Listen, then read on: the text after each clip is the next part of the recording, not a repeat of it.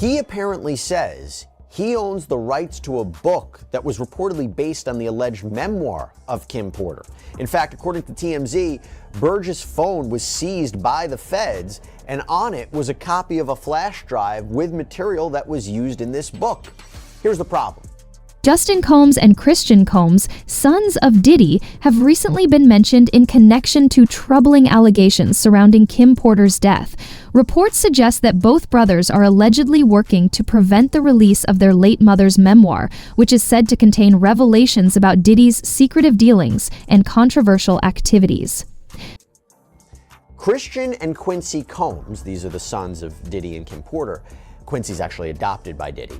But they are reportedly fighting back, and they have sent Burgess a cease and desist letter to prevent the further sale of this book. They argue this is just an attempt to capitalize on Porter's fame and that they own the rights to her IP, her intellectual property, like her diary entries, her potential manuscript. As her heirs, they own it. And they also want an accounting of current sales of the book. To be clear, though, they aren't acknowledging that there is, in fact, a long-lost memoir from their mother. In fact, they've actually denied that before when there was a similar book, a derivative work, we'll talk about that, published by this guy named Chris Todd on Amazon. They were adamantly fighting against that. They said that their mother wouldn't write this. But what they're basically saying is if something should exist, they own it. 26-year-old Grace Omar Kay has filed a lawsuit against Diddy's son Christian Combs, alleging inappropriate conduct during one of Diddy's yacht parties. Grace claims she was hired to work on the yacht, and during the event, Christian approached her, offered her a drink, and made unwanted advances. Despite her repeated requests for him to stop, Christian allegedly became increasingly aggressive, grabbing and twisting her arm when she tried to leave. The lawsuit also claims that what was initially described as a family excursion turned into an environment filled with inappropriate behavior, including allegations of rampant drug use among guests on the yacht, which included celebrities and other attendees. Grace alleges that the alcohol on the yacht may have been laced with drugs, as she observed women having just one drink and then quickly passing out or losing control. She also mentioned that Christian Combs, who had been staying at a nearby villa, was involved in some of the concerning incidents on the yacht. Fast forward to Thursday, when attorney Tyrone Blackburn, the man already representing Rodney Jones, filed a civil complaint on behalf of his client, Grace O'Markey. I apologize if I'm mispronouncing her last name, but I believe it is O'Markey. Grace O'Markey in Los Angeles Superior Court, accusing 26-year-old Christian Combs of drugging her in December of 2022 when she was working in a charter boat in St. Martin. So according to the lawsuit, O'Markey says that she had been working as a steward, providing food and drinks on that yacht for a 12-hour period, and she was 25 years old at the time. She believed that the trip would be a, quote, wholesome family excursion, but says it, quote, turned into a hedonistic environment, even describing rampant drug use among celebrities who came on board. She believes that the alcohol on the yacht had been laced with drugs because she says women would have one drink and then almost immediately pass out or start falling over. This is, by the way, something that it was also alleged in Jones's lawsuit, that Combs would spike the drinks of different people. But focusing on Christian Combs, O'Markey says that Christian Combs had been staying at a villa on the shore, but that he would come onto the yacht in the evening to party. And on December 28, 2022, Christian reportedly arrived very intoxicated and then proceeded to pressure O'Markey to take shots of tequila. She did. Christian allegedly tried to get her to drink more in the yacht's makeshift studio. O'Markey alleges that Christian kissed her neck, kissed her face, as he groped her legs. Former music producer Lil Rod has made serious allegations against Diddy's son, Justin Dior Combs, in connection with Diddy's controversial events. In his lawsuit against Diddy, Lil Rod named Justin as a co-conspirator and provided photos allegedly showing Justin attending these gatherings. Lil Rod claimed that Justin was a regular attendee and played a role in facilitating questionable activities at these events. These allegations have fueled speculation about the involvement of Diddy's family members, with many believing that more individuals close to Diddy may eventually face scrutiny. Here's where some of the allegations against his son Justin Combs come in. So all this takes us back to February, when Rodney Jones, also known as the producer Lil Rod, filed civil suit against Diddy. In his lengthy lawsuit, Lil Rod straight name drops Justin Combs, describing him as someone who solicits prostitutes. There's actually a picture of Justin Combs with an allegedly girl shown in the lawsuit. Now, in this specific instance, Lil Rod alleges at least one came to Diddy's home for a listening party. Was also apparently solicited and a freak-off ensued. As an aside, this is the same night that Lil Rod alleges Diddy forced him to take a laced shot. He started to feel lightheaded and then woke up at 4 o'clock in the morning. It's important to note Justin Combs is listed as a defendant on this case because, according to Lil Rod, he facilitated Diddy's alleged RICO enterprise and at times participated. Rod's civil suit points to more accusations against Justin Combs too, for his involvement in an alleged shooting cover-up. According to court documents, it happened on September 12, 2022. Recently, a witness named Courtney Burgess has come forward with claims involving tapes provided by Kim Porter, which allegedly show Diddy in compromising situations. According to Burgess, Kim gave him these tapes, which reportedly feature Diddy in contact with minors. Along with these tapes, Courtney also presented Kim Porter's memoir, which is said to contain details about Diddy's activities and the involvement of other key individuals. Diddy's sons are reportedly working to prevent the release of this memoir, seemingly motivated by the potential financial benefits it could bring if published.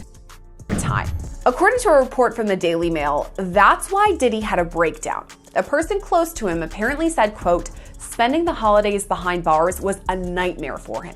If we're to believe all this, Diddy had a meltdown in his cell and begged the guards to take him to the hospital for observation, but they refused. This same friend or person told the Daily Mail, quote, "He eventually managed to calm himself down with the meditation technique he's been using while he's been behind bars." Yes. Well, Markey reportedly told Christian, quote, "Excuse me, you don't touch my legs like that. I'll move my legs where I want to. If I want to do this, then I will. You don't touch my legs like that." Markey then says that she told Christian she couldn't stay with him unless it was approved by a supervisor, all of whom she knew would be asleep at the time, so this was a way for her to get out of the situation. She claims that Christian said, "Who can I talk to? I'm going to say I requested you right now." Well, Markey then says she responded with, quote, "Well, you can take your hand off my ass for the first thing." Markey says that she tried to go back to her work, but Christian found her again, wanted her to find him a place to sleep for the night. So she ended up taking him to the cinema room for the yacht, which doubled as a place for people to sleep. And she claims that is when Christian blocked her and groped her, took off his clothes, tried to force her to perform oral sex on him. She says that she was able to fight him off until someone came in. Diddy's legal team has confirmed the existence of the controversial tapes, but insists that they do not show anything non-consensual. However, it's worth noting that they haven't actually viewed the tapes and may be bluffing to downplay their significance. The legal team is trying to present the claim that everyone involved in the tapes was either an adult or not connected to Diddy. The tapes, which are still with the FBI and require decryption, allegedly feature only celebrities in compromising positions. Additionally, 2 high-profile figures linked to Diddy have been named in lawsuits and may face criminal charges if the allegations are proven. Jennifer Lopez has been identified as a material witness in a case where the victim claims that Diddy assaulted him and later showed the filmed incident to J-Lo. It's alleged that J-Lo was aware of the assault but failed to report it to authorities, instead allegedly assisting Diddy in covering it up. The pattern throughout all these lawsuits is eerily similar. Diddy and his team would allegedly drug or spike the drinks of victims before Diddy and sometimes others sexually assaulted them. There are also allegations that Diddy forced these victims to have sex with prostitutes as he touched himself. He called these situations freak-offs, and oftentimes he recorded them. Outside Diddy's Chalice Studios, Lil Rod says Diddy, his son Justin, and Justin's friend who went by G were all there when things got heated. Lil Rod says he heard multiple gunshots ring out and later found G on the bathroom floor in the fetal position. Lil Rod says he was bleeding out of his hip and leg area. Lil Rod says he was applying pressure to G's wounds and then asked the crowd to call an ambulance. At that point, both Diddy and Justin Combs disappeared to another part of the studio. Diddy then gave strict instructions to inform the police that he had nothing to do with the shooting.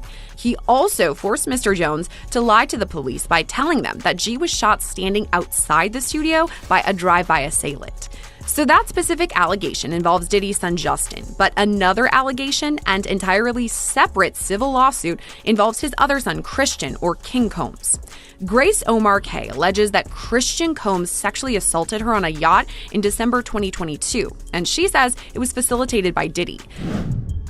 It took him a few hours of deep breathing and focusing to get out of the bad space he was in, but he finally managed it. This isn't the first time Diddy's mental health has come into question while he's been at MDC. When he first arrived, he was on suicide watch, which the U.S. Department of Justice National Institute of Corrections describes as supervisory precautions taken for suicidal inmates that require frequent observation.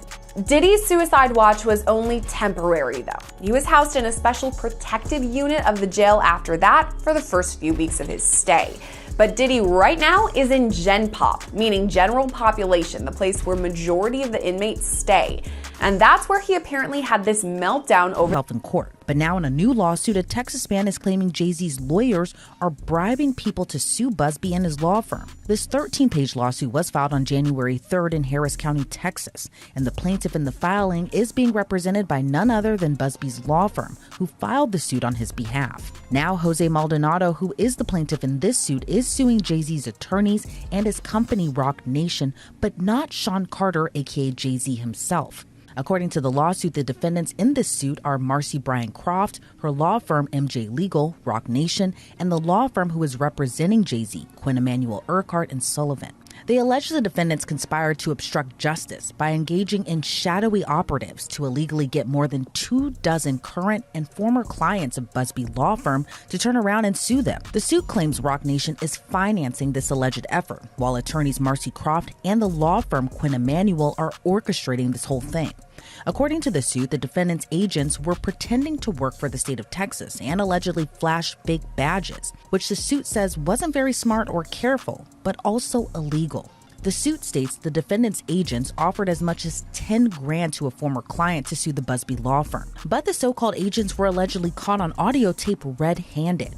The suit claims attorney Marcy Croft, who is a lawyer but also a member of Team Rock, was orchestrating that whole effort. Then in another recording, those agents were describing in great detail the alleged criminal conspiracy.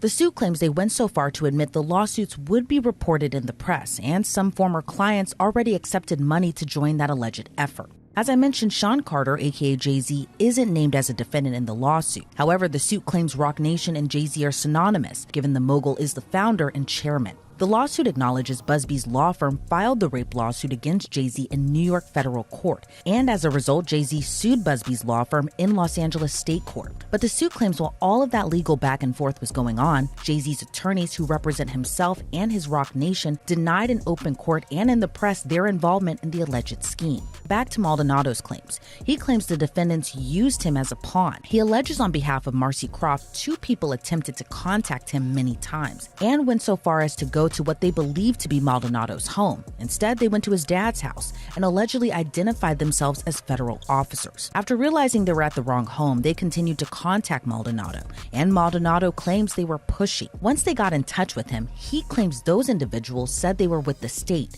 and they were putting together a lawsuit on behalf of Marcy Croft and the company she worked for. The suit alleges Croft said she would assign Maldonado's case to someone who could get him a lot of money. Instead, Maldonado contacted the Busby law firm, and now they're suing for solicitation and civil conspiracy. In a statement to the Houston Chronicle, Busby said, quote, "The conduct alleged by Mr. Maldonado is illegal and unethical. We know investigators have gone all over the United States illegally contacting our former clients to try to entice them with money to sue our firm. According to Mr. Maldonado, we now know who is behind this effort. We won't be intimidated nor deterred in our important work. I expect more lawsuits will follow as we continue to hear former clients report this egregious conduct," end quote. But Marcy Croft fired back against the allegations, saying the lawsuit reeks of desperation. She also told the Houston Chronicle, quote, "For over 25 years, I've dedicated my career to exposing and dismantling networks of fraud and manipulation. I didn't ask to be a part of this fight, but now that he's dragged me into it, he should know know that I'm not someone who backs down. Mr. Busby should be worried. Truth and justice are on my side, and I have every intention of holding him accountable. Things have gotten so bad for Diddy that his family has stopped coming to his bail hearings, and now only Christian and Justin Combs, his two sons who have lawsuits filed against them, are the ones coming to see Diddy. Diddy's friends, family, and facilitators have all left him, and Diddy is desperate now. Allegedly, Diddy even had a mental breakdown on Christmas and started crying to be let out. We're waiting to get this hearing started. It was interesting, too, because this time around, Diddy was brought in first. He was brought in about a couple minutes after 2 p.m. today, and we were all kind of waiting to see. We had heard mumblings that his mom might be in courtroom, that we were waiting for the children, but then nothing happened. But then, in another twist and turn, the children do walk in, but this time it was a lot smaller bunch than it was the last time. So last time you're having all of Diddy's children, except with the exception of Love, who is just a 2-year-old child, so she wasn't at court, but you had all of Diddy's children there except Love.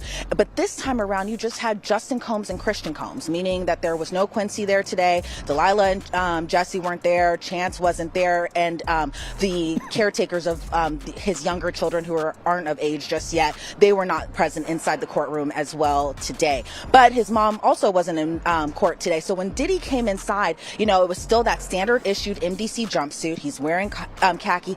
From that video of, I think that was obtained by Daily Mail back in September, of Diddy playing hacky sack in Central Park, to now he appeared just astonishingly thinner, which you can expect to be inside a federal detention center for a couple months now. A lot different from the luxury lifestyle that he was living before, but he appeared very noticeably thinner, and maybe being locked up in detention is starting to wear on him. He appeared grayer a little bit as well too, but again, he appeared just like how you would expect Diddy to appear for a hearing.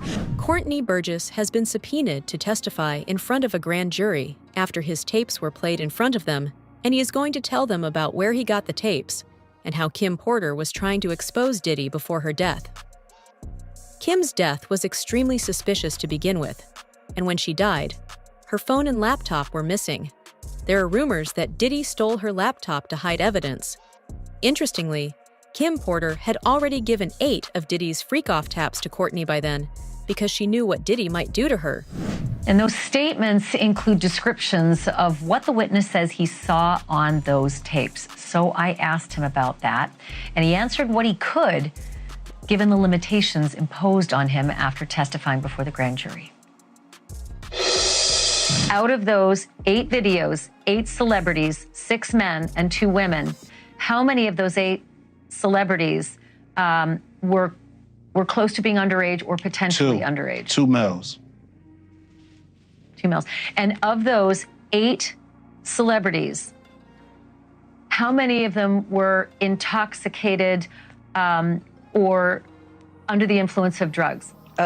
This is going to be all speculation. I just want to preface it by he wouldn't know if they were. Right. Sure. Appear to Let be. me rephrase it. Based on, yes. Understand. Out of the 8 celebrities who were recorded having intimate relations with Sean Combs, how many of them appeared to be either inebriated or intoxicated or under the influence of drugs? All of them. All of them. Out of those 8, how many appear to be potentially victimized? How many might have been victimizing? I think all, to be honest, all. Were victims They victims. Or were perpetrating? Victims. They were all 8 were victimized, Yeah, meaning victim. this was happening to them and they were inebriated. Right. Not knowing, I guess, how much proof it was in it, what they was doing. Is your client fearful if Diddy does get out? As you know, I represent other clients, actual victims who have sued Mr. Combs, Diddy, in civil court, and all of them are very apprehensive about their safety if he were to be granted bond. I am confident in the court. I am sure that the court will remain with their previous decision of no bond. I feel like the judge only gave this let me think about it just to not make it as obvious. But I have all the confidence in the world and the federal court and the state of New York that they will remain keeping Diddy under no bond and that all of the victims in this case will be able to proceed sooner rather than later. Yeah, and you mentioned, I mean, you don't just represent this man, you represent other alleged victims too, and people involved. Have there been any threats made against any of your clients? There have been threats from people on the internet, but not from, at least what we don't know, from Diddy to be directly. So my clients have, Mr. Burgess has received several death threats. My client, Mrs. Parham, has been receiving threats, but we don't know if they're just regular people from the internet or if they're actually people who were sent by Diddy. Do you have any idea where the threats are coming from? I mean, have you done any investigation? Well, most of the investigation leads us to a lot of burner accounts on Instagram, and we're trying to now sift through possibly working with law enforcement to try to get subpoenas to determine the IP addresses of where those threats were emanating. So, okay, interesting. We know that the cease and desist letter has now come. Has there been any other pressure of any kind that you or your clients have felt to stop talking? In general, I feel that the gag order, when we talk about that, Mark Agnifilio wrote about me specifically, and also all of the other plaintiffs in the civil lawsuits to try to have all of us gagged. There's pressure every day that us continuing to talk about this is putting not only our lives in jeopardy, but could be potentially used against us in a gag order. Diddy has only been able to survive escaping law enforcement for so long because he has everyone in his pocket. Diddy was best friends with the mayor of New York, and just a few weeks before the raids on his mansion, was given the key to the city. Mayor Adams knew that there was a lawsuit against Diddy, and he still gave him the key because Diddy had that much dirt on him. None of the people who are his celebrity friends is going to speak or say nothing until they're either contacted or they know what they really got. So you feel like they might be worried that they might be on tape at one of Diddy parties doing something they wasn't supposed to be doing? I think that the celebrities that may be worried is because what Lil Rob said. Lil Rob said in his affidavit that Diddy had every room taped and bugged. Diddy had, yo, bro, can you imagine? He had every room taped and bugged, and they found little bugs and little tape recorders. I mean, little those micro projectors or whatever like that, or video cameras. They found them in the house, bro.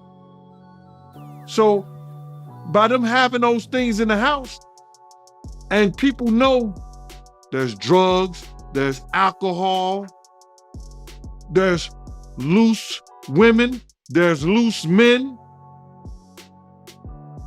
woman on woman, man on man, all kind of crazy shit. Bruh,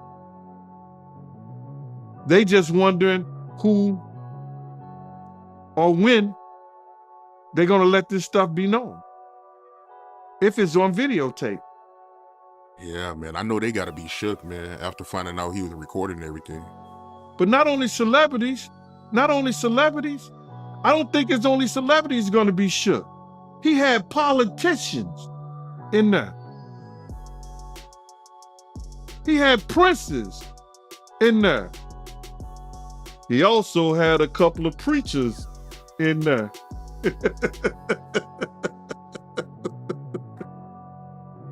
Hallelujah. That's crazy.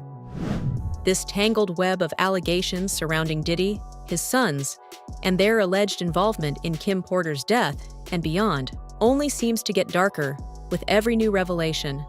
With lawsuits, incriminating tapes, and witnesses stepping forward, the truth may finally come to light. But with powerful connections and deep pockets, will Diddy and his circle face justice? Or will this be another case of the rich and influential evading accountability?